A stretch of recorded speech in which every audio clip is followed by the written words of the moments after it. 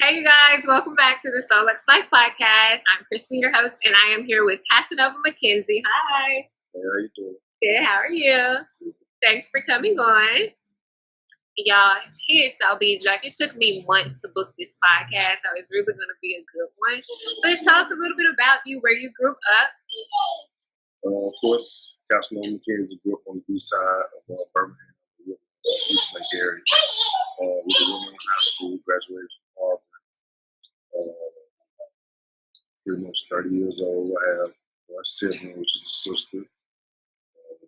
I was like growing up with a sister. I grew up with a sister, but like you, are you the big brother or who's older? My sister is definitely older. We didn't grow up in the same household. We definitely had a relationship. Always had a relationship with each other. She stayed with her dad, and I stayed with my mom. We always just kept contact with each other. Yeah, so even now, are y'all close? Yeah, we getting there. Yeah, so when did the love for football start? I know we can't really dive deep into that, but just kind of walk us through that. When did you start playing? I started at a super early age. If I'm not mistaken, like 5 or 6 years old. Once I got to high school and stuff, all types of offers and things like that. Really figured out how good I am. That's when it started getting good. So it was like a natural talent. You didn't like go to camps and stuff growing up. You were just good at it. I went to one camp. It was like a Nike training camp, and I did pretty good, and I just took off from there. So was that a passion? Like, when you're young growing up, did you say like, hey, I want to play football when I grow up? Was that your thing? When I was growing up, I only knew like Eddie George and Reggie Bush, like those type of players. I wouldn't say it was a passion. Never really thought about the NFL or college until I actually got the first college offer that was actually from UAB. Nice. So you didn't take the offer from UAB, obviously. Do you think your decision to go to Auburn really made an impact in your football career? I'm a firm believer that no matter where you go at, as long as you apply yourself, you'll have a positive outcome. I had like the top schools, had multiple options. I chose Auburn for the family aspect. Yeah, so did you ever go through a period where you were maybe injured and you couldn't play? Did you have any challenges when it came to your profession? Never really had any real challenges until I actually got to the NFL. I had some of my first surgeries. So I went through my whole football career from a kid to high school to college, and then to the pros. And that's when I had my first surgery. So I actually had 2 surgeries. Like right when I'm getting started, I want to get hurt. But you bounced back from those, obviously. So during that time, were you like, did you know you were going to recover and be good, or were you kind of like, okay, well, dang, what if I'm like out? Did those thoughts ever cross your mind? With those type of injuries I had, it was always more mental. You had some of the best NFL papers, some of the best doctors. So that wasn't going to be the problem. The problem was getting through that mental block of believing in yourself and thinking that you still have the strength to do what you did before you had the injury. Yeah, so believe in yourself. So kind of what is one thing that you would do, I guess, to kind of hype yourself up or kind of keep your head in the game to anyone that's listening and maybe struggling with it? I mean, it just really with motivation. Like me, I'm a self-motivated. Like, I like being held accountable. I like trying to be the best at what I'm doing, even if that's like mopping floors or cook. I want to be the best cook, be the best janitor, whatever. So it really was motivation. So you're really always in competition with yourself. Yeah. Just get into it. Okay, so kind of switching gears. So we're sitting in your business, Cassanova. This is a bar/lounge. Mm-hmm. Yeah. So when did you decide that you wanted to open a bar? It was actually during the COVID period. COVID hit and everything shut down. Of course, we couldn't play football. We couldn't. One thing we could do was work out. So I was really at home, being a dad, being a fiance, and it was like going to work out, come home. That really ain't what I want to do. So I'm like, damn, this was retirement gonna be like. Right, let me try to figure something out. I had to figure something out. We just came up with a game plan, and execute it. That's really what it came from. Now I just have a passion for it. Yeah. So what was the hardest part about opening business?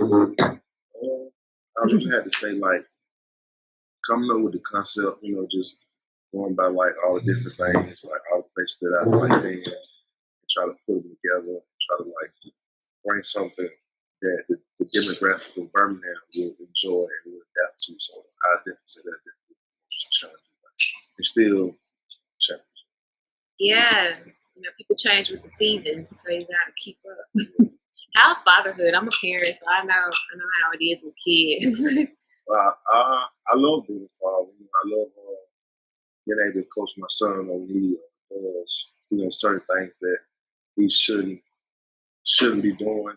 Me personally, I don't want like just like really two shoe type kid. I want him to like make mistakes so I can coach him up and have the opportunity to actually be a father and be a parent. Love spending time with him. I love just the fact that my first child was a boy, so I get to experience like actually what I want. Mm-hmm. So it's pretty cool. It's pretty life changing too. Oh, definitely life changing for sure. What was the most challenging part, I guess? How do you balance playing football, running a club, being a dad? Like, how do you juggle that work-life balance? Just honestly, I'm still trying to figure it out now. So it's I actually just got a journey to help me delegate all the things that I actually have going on. I know I have to do something. I'll forget. Like my mind just goes blank. I'm there too. I think it's like a 30s thing. Or you hit the 30s, it's like, okay, that's all right. Stuff down to my calendar. Set a reminder for it. But do you think time management plays a big role? Oh, for sure. For sure. I like to be on time.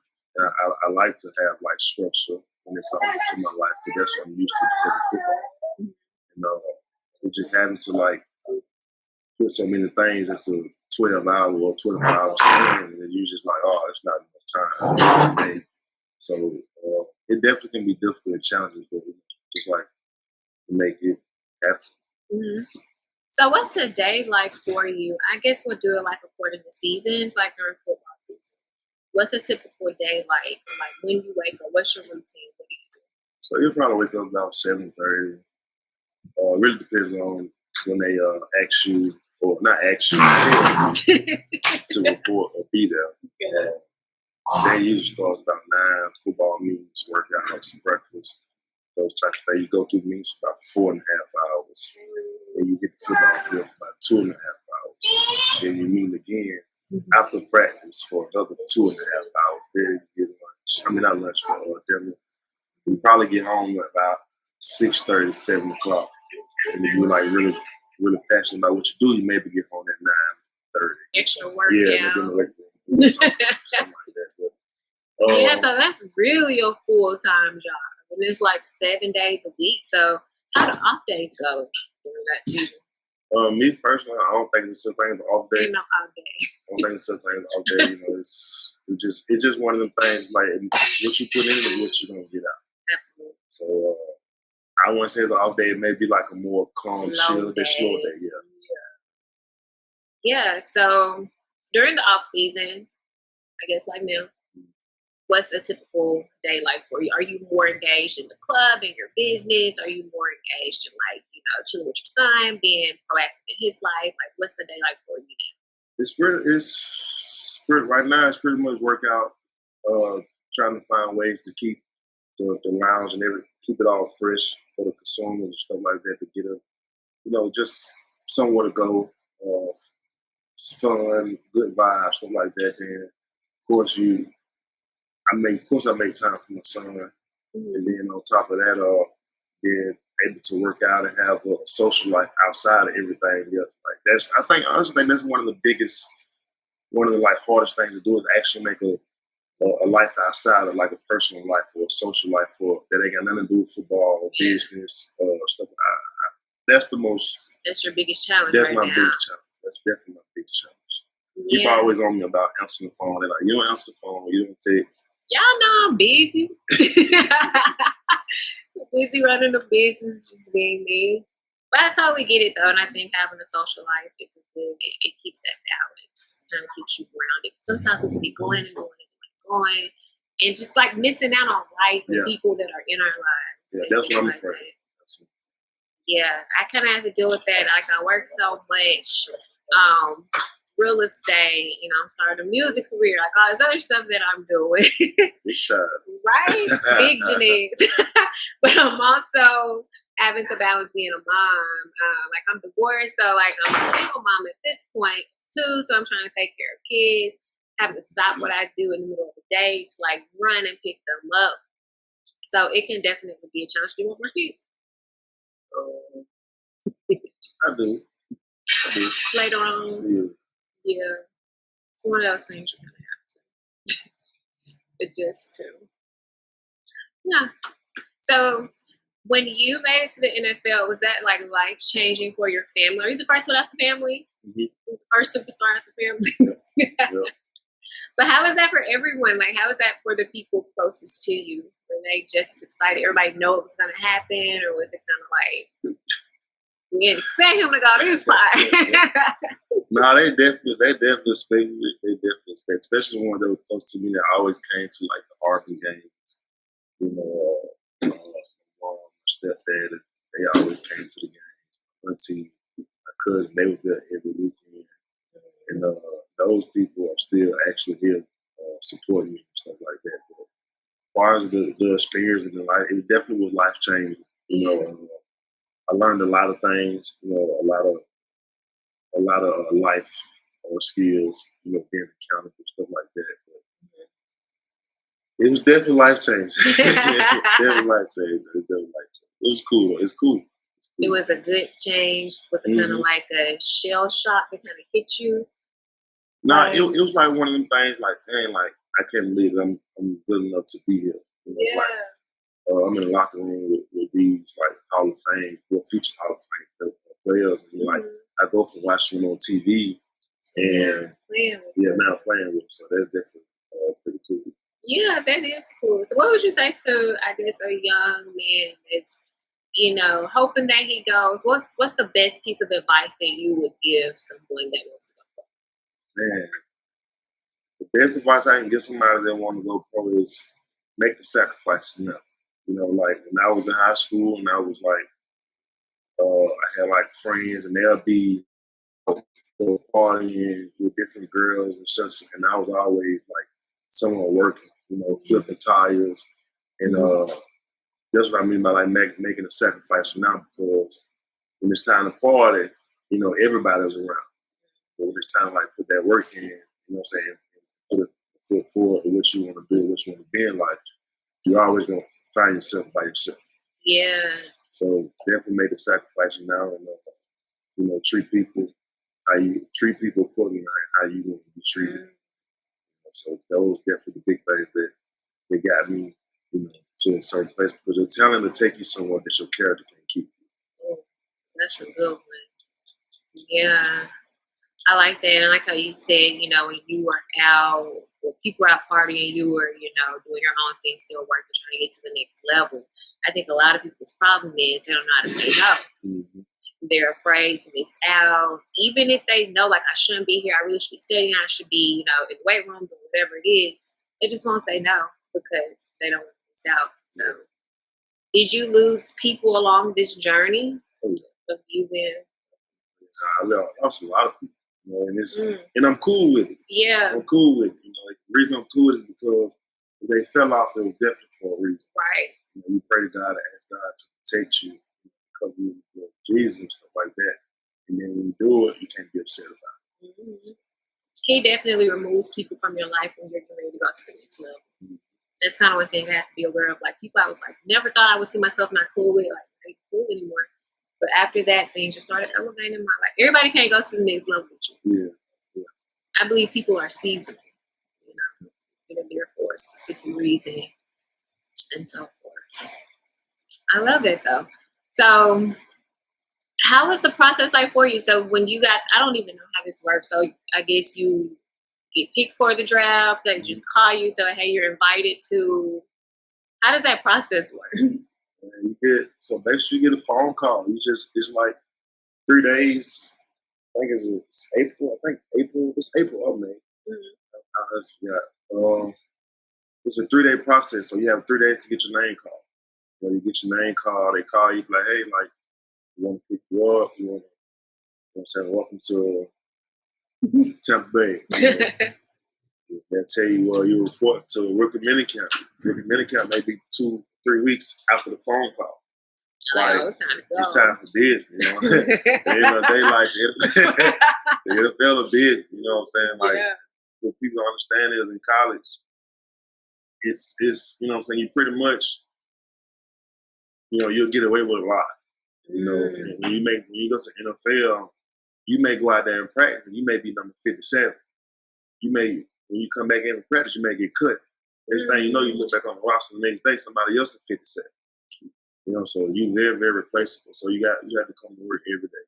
You have to stay on top every day. And that's the biggest problem, especially for rookies. You know, it's when you're in college, you're man. Now you out there with there's 1,000 of you out there. Right. So, like what's making you stand out? What's making you sure, that's definitely what it is. So were you nervous when you had to report to like rookie camp and things like that? No, I wasn't. It was definitely because of the school I came from. I definitely feel like I was prepared physically. The biggest challenge is definitely is more of a mental because and this is my opinion, I feel like the NFL is maybe 80% mental and 20% physical. You know, like I don't think it's a real physical problem. If you on the NFL roster, you are definitely there physically. Right. But the problem is mental. A lot of people when they get there, they're not mentally prepared. You know, because they're so used to in college, you're just banging and banging, banging. You know, they just practice totally different. It's really about the fundamentals. Or like the structure outside of what's on the field. Exactly. Pretty much like hence all the meetings that you said that you go to every day. It's like you're in meetings more than you were on the field. Oh yeah, for sure. For sure. Yeah. So how was life like when you actually went? Because you know at that point, like you're in the NFL, of course you have like women throwing themselves at you. Were you tied down in a relationship then, or were you kind of living that single life? Like, hey, I'm out here. No, I went, but you know what? I always been something about me. Like I always been like older mentally than I physically was. Like, I mean, don't get me wrong. Like I was outside, but it wasn't. I wasn't for everybody. You know what I'm saying? Like that. I definitely put my profession first. You know, I'm not going to be out at 2 or 3 o'clock like messing with women. Like, I got to be at 6 a.m. Right. In college, I did that because I was maybe the best linebacker in my room. But when you're in the NFL, like you got other linebackers in there that's like that's either good as you or you know what I'm saying, like or the same. You know, so I really ain't have time for all that. But off season, you know, we turned up. We played hard and then worked hard and all that stuff. So balance. That's what it comes down to. So you got to work hard so you can play even harder. I love that though. So what are your goals? What are your goals in the next 5 to 10 years? Where do you see yourself? My goals is definitely to have my own hospitality group. You know, 100-some unit apartment complexes and university campus, stuff like that. You know, Cassanova nonprofit learning centers, you know, things like that, like stuff that's very reachable. You know, and I'm definitely working on it right now. I'm definitely on the right path. So I'm definitely excited about that. Yeah, it sounds exciting. I know earlier you mentioned just like your faith in God. So how does that play a role in getting you to where you are now? Was it just like a turning point moment? You were like, okay, let me get my life right. Let me get on the same page that God on. So I actually got a story about that. It's kind of funny. I was actually everything was going good. So now in the NFL, making money, playing, making plays. But you know, before all that came, I'm like, oh God, waking up every morning. Thank you, God, for waking me up. Thank you for the opportunity. Yeah. Everything get to going good. I get, you know, everything going smooth. So making the books, making the plays. Life is great. Life is good. Man, wheels, true, right. Messing around and got hurt. Tore my pec. And it like hit me. Like, you know what I'm saying? The pay went down, you know, started losing friends, you know, all type of stuff. And like, And I thought about it, I said, man, I know I got to go back to the drawing board. You know what I'm saying? The drawing board is like, you know, like put so much time like into my faith and in my belief. Yeah. And then once I started doing that, you know, everything started picking back up, and it just hit me. It was like, man, like this is what I need. That was the message. Yeah, this is what I need in my life to be able to do the things that I want to do at a high level. You know, this is not only what I need; it definitely should be a part of it. So I definitely learned from that experience, and I don't leave it. I can't afford to. Can't afford to. He'll break it down. Won't Hey, on the floor crying. But really, he'll get you to that point sometimes just to draw you back nearer and closer to him. Like sometimes God gives us a wake up call. So we can remember how we got here, remember what's going to sustain us and keep us here. Yeah. So I love that. You go to church? Yeah. Where do you go? Blue Island Star. I go back and forth from Blue Island Star and Church of the House. I like Church of the House a lot too. Yeah. Do you kind of instill that? Is that what you did growing up? Were you in church a lot growing up? Grandma, she tried to keep me in there. Mm-hmm. You know, but once I got older, and started doing my own thing, I think I was laid like off a little bit. Yeah, we all struggle. Come on back home. Right. I love it though. So is there anything that you would say to just encourage someone that's kind of trying to get to where you are? No moment is really too big. You know, it's like I'm a firm believer that like even for the staff, I always try to like instill or install into them that we have to serve more. You know what I'm saying? Like I think that was one of my problems. I was like, man, making money. I done did some successful things in my life, like, and I'm still waking up, like feeling like I haven't done enough. Yeah. And when I came to the conclusion, and it was about you have to serve more. You know what I'm saying? Even Jesus served what the disciples feet. You know what I'm saying? So last shall be first. You definitely have to serve them. You never. I'm always pushing. You never know what somebody's going through something.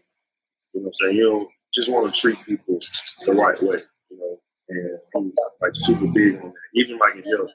You know what I'm saying? Meeting so many people and dealing with so many personalities and attitudes, like you have to learn how to have patience and treat people. You know what I'm saying? That's definitely big on serving. Yeah. So I believe every time you get a chance to serve, like, you definitely should serve. To serve, like, try to, and sometimes even when it don't make sense, even when it don't, it may be somebody that's around you, and you know that person do not like you. You know what I'm saying? You know that person do not like you. You know, so you still want to try to find a way to serve, but that's what God wants to do. He wants definitely to serve. Absolutely, it's in His word because we're supposed to live our life like Jesus. Live. I know I fall in some areas. Jesus don't be doing some stuff. We all do. But we all do. That's a good point. Servitude and just being of service. I feel like I serve with real estate. I feel like it's a ministry for me because I get to help people. Because it's so fun when I get like a new first-time home buyer. Like I never thought I would be able to buy a house. It's such a fulfilling experience for me. Yeah. So I can see that. Yeah, it is. And compared to just previous jobs that I had where I wasn't really serving, it was just like working. So I love it. In what ways do you try to serve like around the community and in Birmingham? I'm always like definitely always looking at ways to like help people out, even if there's like put clothes on their back, put shoes on their feet, put money in their pocket, give them a job. Mm-hmm. I can't tell you how many times I've bought somebody in here, gave them a place to stay that was on the street, gave them a job, you know, what they did with it, how they messed it up, or, you know, that's on them. Pretty much, you know, just always taking care of my people, you know, paying tithes, different things like that, having Thanksgiving dinner to the homeless and stuff like that. It's so many ways. So many ways. So I love that. It sounds like you are a great person. You seem very humble. Because I guess some people think like if I meet someone in the NFL, they're gonna be unapproachable. But you were very cool, very laid back. You came on the podcast, and I appreciate it. I do appreciate your time. Is there anything else you want to say to the audience? How can they get in contact with you if they need to? Just give me an IG. IG. He was like, you posting IG is big BIG _ Cassanova _ 30. Got it. Y'all get that. Thanks for joining me. I appreciate you.